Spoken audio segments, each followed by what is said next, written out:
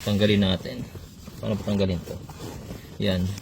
So sa mga nagsasabi, naku, binaha yung sasakyan ni Jeep Doctor. Binebenta pa naman ni Jeep Doctor yung mga sasakyan niya.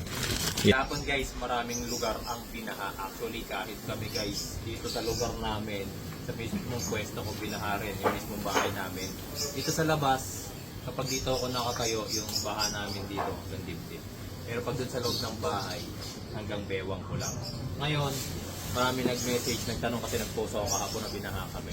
Kamusta daw yung Everest ko tsaka yung ibang sasakyan ko. Ngayon pupunta tayo para malaman nyo kung binaha ba yung mga sasakyan ko. So ito yung garahe ng owner ko, tapos yung electric motorcycle ko nandun. Ang dami naming kalakal, puro itatapon na tuloy ang mga yan.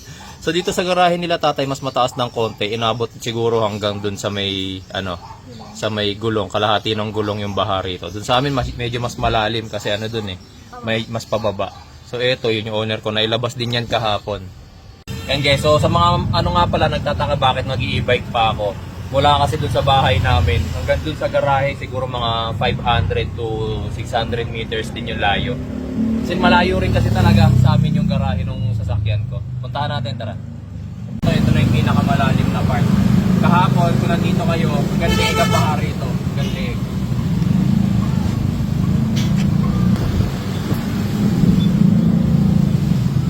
Rin kasi dito guys kaya medyo mahirap kasi pababa rito itong part na to, tapos may katabi back rin.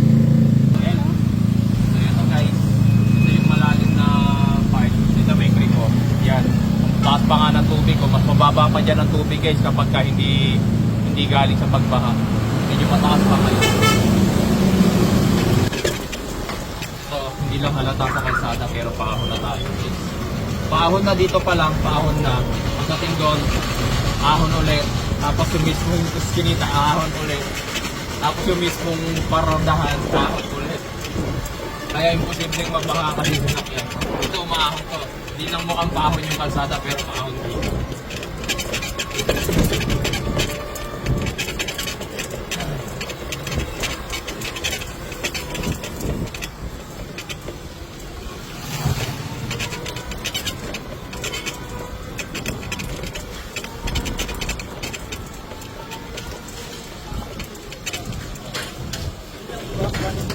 Ito lang guys, ito lang makikita nyo paahon tong balsada na to.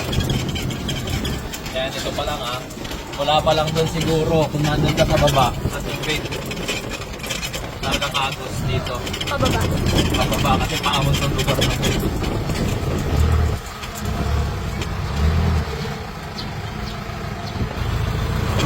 Yan, diba? Ayan pa, ito Dito, pang dali lang. Dito pa lang guys, sa pwesto natin. Hanggang doon, tingnan mo doon.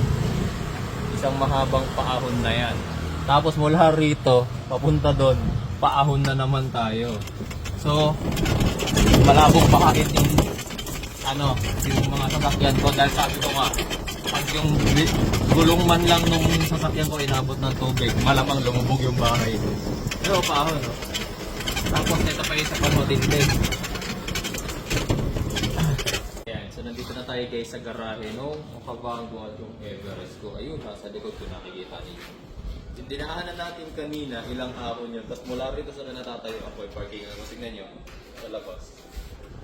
Pababa, okay. So, doon pa lang sa labas, ahon. Pangatlong ahon, bali pang-apat na ahon ata natin to. So, puro ahon. Kaya yung lagi ko sinasabi, kahapon sa video, pag ito man lang inabot ng tubig tong gulong ko, malamang yung bahay namin doon lumog na. So ito papakita ko rin sa inyo. Ito yung tuyo nga. Malabong bahain tong namin, sasakyan namin. Ito yung tuyo nga. Ito ito nagdala ako ng papel. Medyo madilim lang guys, pagpasensya nyo na. Okay, buksan mo na lang yung flashlight mami.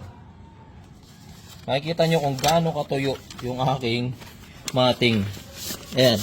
Kahit ikuskus ko ng ganyan yung aking papel na dala, hindi yan mababasa. O, tanggalin natin yung mating. Baka sabihin nyo yung mating tuyo Tapos yung flooring basa. Hindi yan basa. Ayan o. Kahit ikis-kis ko yan, tingnan nyo yan. Hindi mababasa yung aking flooring. Kasi, ay yung aking coupon band kasi tuyong-tuyo nga, hindi nga nababasa, hindi nga inaabot ng tubig tong sasakyan ko eh. Lalo na yung Everest, mas mataas. Dahil siya yung nasa likod. Kasi pa-incline to guys, yung parking ako pa-incline. Nilipad yung ano, nilipad yung cover, natanggal yung cover ng Everest. Ito. Yan. O dito lang sa loob oh, tignan nyo yung mismong mating ko. Tuyong-tuyo. Tanggalin natin. Paano pa tanggalin to? Yan. So sa mga nagsasabi, naku, binaha yung sasakyan ni Jeep Doctor. Binibenta pa naman ni Jeep Doctor yung mga sasakyan niya. Yan. Yung papel na dala ko hanggang ngayon to yung tuyo. Hindi man lang ano. Malabo guys. Gaya ng sabi ko kahapon. Pag itong lugar na to, itong parkingan ng sasakyan ko binaha. Yung bahay namin doon, malamang lumubog na yan. Kung kahapon hanggang dibdib ko yung tubig sa labas, malamang first floor nun or second floor nun affected na. Pag binaha pa tong lugar na to. Kahit noon doon, hindi to inabot. Undoy nga eh, di Hindi ba? inabot. Kahit yung mga subdivision ng mga mayayaman, inabot. Inabot, Pero oo. itong part na to, hindi to inabot man lang. Tsaka tinaw naman, oh. Tuyong-tuyo. Ito yung gulong ko. Ang dumi pa eh. Tingnan mo nga, ito yung tuyo, ang gulong. Oh, ang Kung dumi. yan inabot. Ano? Okay. So, sa mga nagsasabing binahay sa sakyan ko, ha? Alam niyo na, malabong mabaha. Kasi ito, inuupa ko pa ng parking para lang secure yung place. May cover nga yan, oh. Ilipad lang.